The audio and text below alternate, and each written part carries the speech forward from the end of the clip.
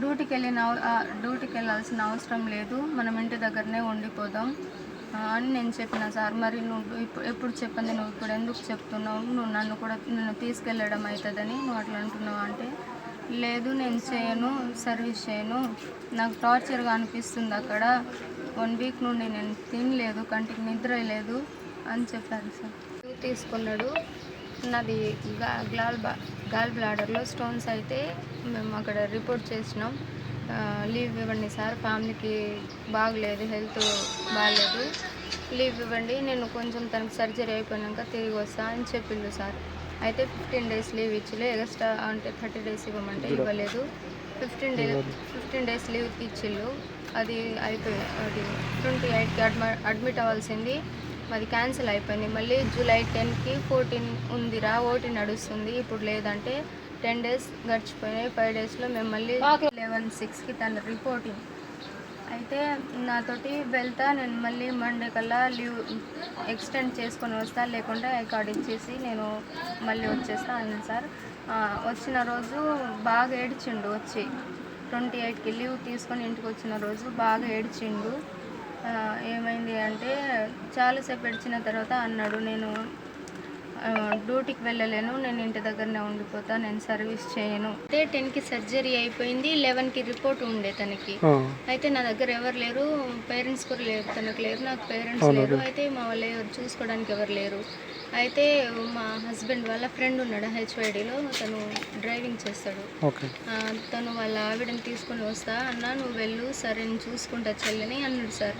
అంటే సరే అంటే వాళ్ళు బయటికి వెళ్ళిన వాళ్ళు కొంచెం లేట్ అయింది, రాలేదు, నీ దగ్గర ఎవరు లేరు కదా, మళ్ళీ నేను రేపు ఈవినింగ్ 6కి వెళ్ళిపోతా, ఫ్లైట్కి 6కి అనలేదు సార్, ఆ రోజు ఫ్లైట్కి వెళ్ళిపోతా, ఏ టైంకి ఉంటే ఆ టైంకి వెళ్ళిపోతా, నేను వెళ్ళి కంపల్సరీ రిపోర్ట్ చేయాలి అన్నారు సార్. వెళ్తే నాతోటి నేను వెళ్తా, నేను మళ్ళీ మండే కల్లా తిరిగి వస్తాను, నీకు మండే డిశ్చార్జ్ ఉంది అని చెప్పిళ్ళు సార్. సరే నువ్వు వస్తావు, సరే అయితే తిరిగి వచ్చాయి, నేను ఇక వాళ్ళు తలుచుకుంటే అడ్వాన్స్ లీవ్ కూడా ఇస్తారు అని చెప్పిళ్ళు సార్. సరే అయితే తీసుకొని రా, లేకుంటే నన్ను కూడా తీసుకెళ్ళి నీతో పాటు, అదేం కాదు నేను నీతో పాటే ఉంటా, నీ హెల్త్ కొంచెం బాగైనాకనే నేను మళ్ళీ సర్వీస్కి వెళ్తా అని అన్నాడు సార్. ఫస్ట్ అయితే నేను వెళ్ళను, అక్కడ నాకు టార్చర్గా ఉంది అని అంటున్నాడు. బయలుదేరిన అతను మళ్ళీ నేను 5 to 6 మధ్యలో ఒకసారి కాల్ చేస్తే, నేను ఫస్ట్ నాకు అది రాజీవ్ గాంధీ ఎయిర్పోర్ట్ బోర్డు పెట్టింది సార్, అది ఉంటుంది కదా, బోర్డు రాసి పెట్టుంది కదా, ఆ ఫోటో పెడితే వెళ్తున్నాడని నేను అనుకున్నా. మళ్ళీ నేను కాల్ చేస్తే అది తీయలేదు. తర్వాత మళ్ళీ నార్మల్ కాల్లో వీడియో కాల్ మాట్లాడి, నేను వెళ్తున్నా, 20 minutes అయితే చేరుకుంటా, నువ్వేం బాధపడుకో, నేను అక్కడ కౌంటర్కి వెళ్ళి అక్కడికప్పుడు టికెట్ తీసుకొని నేను ఫ్లైట్ ఎక్కముందు నీకు ఫోన్ చేస్తా అన్నాడు సార్. చేస్తా అంటే నేను సరే అని మొబైల్ పక్కన పట్టుకొని, నాకు అది సైలెంట్ బాటిల్ ఎక్కిస్తా అంటే నేను పడుకున్న తర్వాత మళ్ళీ నేను 9కి లేస్తే నేను మళ్ళీ ఫోన్ చేస్తే ఫోన్ స్విచ్ ఆఫ్ వస్తుంది. నాకు అప్పటికప్పుడే మళ్ళీ టెన్షన్ స్టార్ట్ అయింది. మళ్ళీ ఏమైంది, ఫోన్ ఎందుకు స్విచ్ ఆఫ్ అయిందో అని మా అన్నయ్య వాళ్ళకు చేస్తే, అట్లా ఫోనే స్విచ్ ఆఫ్ వస్తుంది చెల్లి, లేదురా అని అన్నాడు. మళ్ళీ నాకు అది కొద్దిసేపు చూసా సార్, ఫ్లైట్ ఎక్కువ ఉంటాడు కావచ్చు, అందుకనే అది అక్కడ డాక్టర్ వాళ్ళు కూడా ఫ్లైట్ ఎక్కితే అది నెట్వర్క్ అందుకురా, మేము భయపడకు అని చెప్పిళ్ళు సార్. తర్వాత నేను మళ్ళీ 10:30కి నాకు వాయిస్ మెసేజ్ వచ్చింది.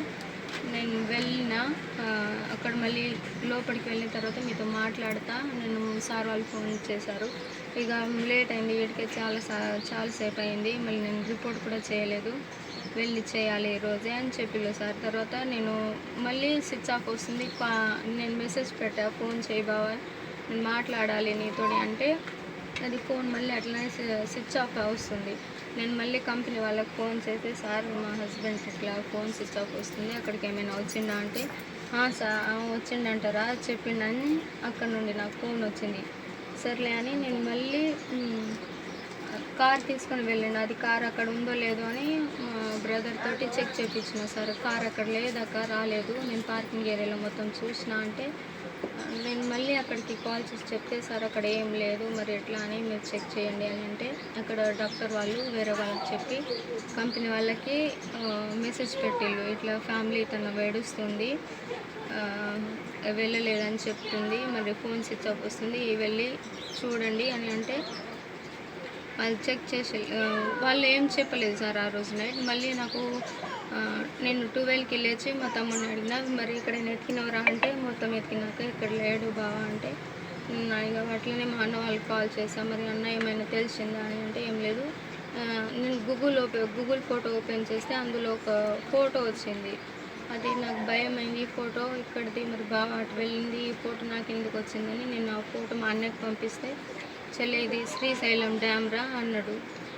డ్యామ్ అని అంటే, అన్న నాకు భయం అవుతుంది, టెన్షన్ అవుతుంది, మరి ఈ ఫోటో ఎందుకు పెట్టింది, బావ ఎయిర్పోర్ట్కి వెళ్ళింది అని నేను చెప్పిన సార్. అయితే నువ్వు కంగారు పడకు, మళ్ళీ స్టిచెస్ అయిపోయి వస్తే నువ్వు కూర్చొని టెన్షన్ ఏం తీసుకోకు, గాబరైపోకు, నువ్వు ఒక్కదానివే ఉన్నావు అక్కడ అని మా అన్నయ్య వాళ్ళు నాకు చెప్పిళ్ళు సార్. వాళ్ళు అక్కడికి అది సెర్చ్ చేస్తున్నారు, ఫోన్ వాళ్ళు ట్రై చేస్తున్నారు, ఆ ఫోన్ కలవటం లేదు. మళ్ళీ నేను కంపెనీ వాళ్ళకి ఫోన్ చేస్తే మీ సార్ అక్కడికి వచ్చిండు, మాకు చెప్పిండు మళ్ళీ వాళ్ళు అన్నారు సార్. అయితే నాకు సరే అని నేను ధైర్యంతో ఉన్నా. మళ్ళీ నెక్స్ట్ డే మార్నింగ్ వస్తే లేదు మీ హస్బెండ్ ఇక్కడికి రాలేదు, డ్యూటీకి రాలేదు, ఎక్కడికి వెళ్ళిండో మీరే చెప్పండి అని చెప్తే, మళ్ళీ నేను మా వాళ్ళతోటి ఇక్కడ అప్లికేషన్ పెట్టమని చెప్పిన సార్. వాళ్ళు వెళ్తే అప్లికేషన్ తీసుకోలేదు పోలీస్ స్టేషన్లో.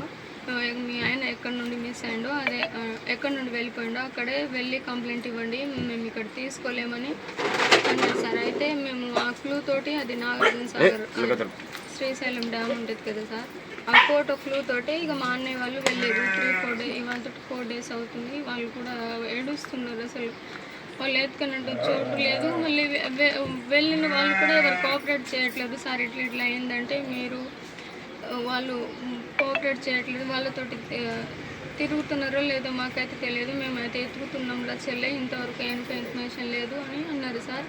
నేను కంపెనీకి కాల్ చేసి మాట్లాడినా సార్, మరి ఇట్లా మా ఆయన వెళ్ళిపోయిండు, మరి మీరేం చేస్తున్నారు, ఎందుకు మాకు చెప్పట్లేదు, ఎక్కడున్నా మీ ఆర్మీ వాళ్ళే కదా అని మేము కూడా చేస్తున్నాం రా అంటే, మాకు మరి ఏ ఇన్ఫర్మేషన్ ఇంతవరకు ఎందుకు ఇవ్వలేదు సార్ అని మేమంటే, మేము కూడా ట్రై చేస్తున్నాం సార్. మీరు ట్రై చేసేటోళ్ళు అయితే మరి శ్రీశైలం వెళ్ళాలి కదా, తను మీ దాంట్లో ఒక పర్సన్ కదా, మరి ఏమైనా అయితే నేనైతే ఊరుకోను సార్, నేనైతే కంప్లైంట్ చేస్తాను అని చెప్పిన సార్.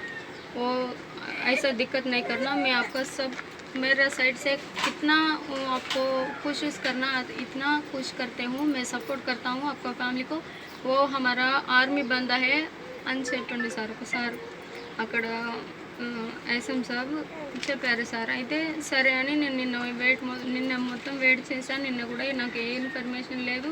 నేనైతే వాళ్ళ టార్చర్ తోటి ఇంట్లో నుండి ఎక్కడికో వెళ్ళిపోయాడు. ప్లీజ్ దయచేసి మా ఆయన ఎక్కడ ఉన్నాడు నాకు తెచ్చి పెట్టండి, దయచేసి ఇక్కడ ఉన్న మా ఆయన నాకు తిరిగి వస్తే అదే చాలు.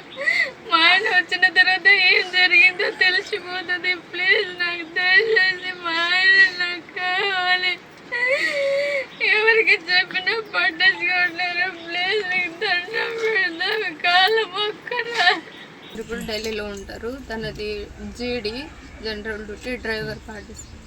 మూడ్ నవీన్ సాక్ एसपी सापर मूड नवीन 365 कंपनी बीएसएफ आर्मी। आपको कोशिश करना, इतना खुश करते हूँ, मैं सपोर्ट करता हूँ आपका फ्యామిలీ को, वो हमारा ఆర్మీ బందా है అని చెప్పిండు సార్ ఒకసారి అక్కడ ఎస్ఎం సాబ్ చెప్పారు సార్. అయితే సరే అని నేను నిన్న మొత్తం వెయిట్ చేశాను. నిన్న కూడా నాకు ఏ ఇన్ఫర్మేషన్ లేదు. నేనైతే వాళ్ళ టార్చర్ తోటి ఇంట్లో నుండి ఎక్కడికో వెళ్ళిపోయాడు. ప్లీజ్ దయచేసి మా ఆయన ఎక్కడ ఉన్నాడు నాకు తెచ్చి పెట్టండి, దయచేసి ఎక్కడ ఉన్నా మా ఆయన నాకు తిరిగి వస్తే అదే చాలు. మా ఆయన వచ్చిన తర్వాత ఏం జరిగిందో తెలిసిపోతుంది. ప్లీజ్ నాకు దయచేసి మా ఆయన నాకు కావాలి. ఎవరికి చెప్పినా పట్టించుకోవట్లేరు. ప్లీజ్ నీకు దండం పెడతాను, కాళ్ళ మొక్కలా.